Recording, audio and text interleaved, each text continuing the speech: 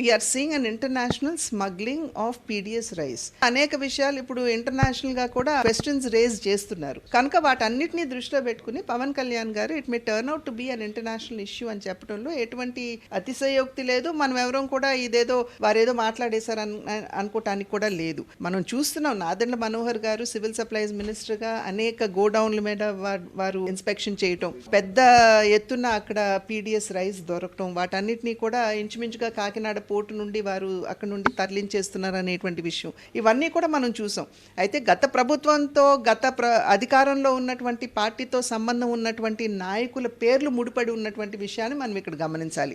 రాష్ట్రంలో జరుగుతున్నటువంటి అవినీతిని ప్రస్తావిస్తూ భారతీయ జనతా పార్టీ కూడా ఈ పీడిఎస్ రైస్ గురించి ప్రస్తావించినటువంటి విషయం మనందరికీ తెలుసు కనుక భారతీయ జనతా పార్టీ ఎప్పుడు వెనకడుగు వేయలేదు ఇటువంటి అంశాల మీద గళం విప్పడానికి. అదేవిధంగా ఇవాళ పవన్ కళ్యాణ్ గారు కూడా ముందుకు వచ్చి దానికి బలం చేకూర్చడం అనేది ఇది నిజంగా ప్రతి ఒక్కరు కూడా గమనించవలసినటువంటి విషయం, స్వాగతించవలసిన. ప్రధానంగా ఏమిటంటే ఖచ్చితంగా కేంద్ర ప్రభుత్వానికి మేమందరం కూడా మా ధన్యవాదాలు తెలియజేయాలి. ఎందుకంటే పెద్ద సంఖ్యలో మనకి వనరులు ఇస్తున్నారట. అమరావతి డెవలప్మెంట్ కావచ్చు, పోలవరానికి సంబంధించి కావచ్చు, రోడ్ల డెవలప్మెంట్ కావచ్చు, పంచాయతీరాజ్ కింద రావాల్సినటువంటి కావచ్చు, లేకపోతే 15th ఫైనాన్స్ కమిషన్ కింద గ్రామీణాభివృద్ధికి రావాల్సినటువంటి వనరులు కావచ్చు, పెద్ద ఎత్తున కేంద్ర ప్రభుత్వం వాటన్నిటినీ కూడా అందిస్తున్నటువంటి విషయం మనం ఖచ్చితంగా స్వాగతించాలి.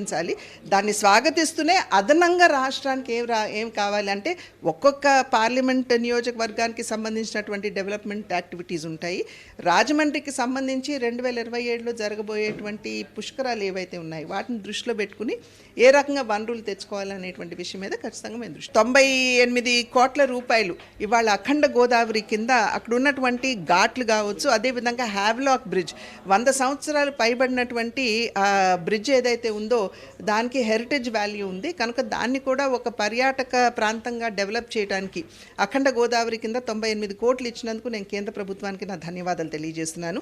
అదేవిధంగా గండికోటను కూడా డెవలప్ చేయడానికి 75 కోట్ల రూపాయలు కేంద్ర ప్రభుత్వం మంజూరు చేసింది. ఇంత పెద్ద ఎత్తున వనరులు ఇచ్చి మనకి సహకరిస్తున్నటువంటి కేంద్ర ప్రభుత్వానికి, మోడీ గారికి నా ధన్యవాదాలు తెలియజేస్తున్నాను.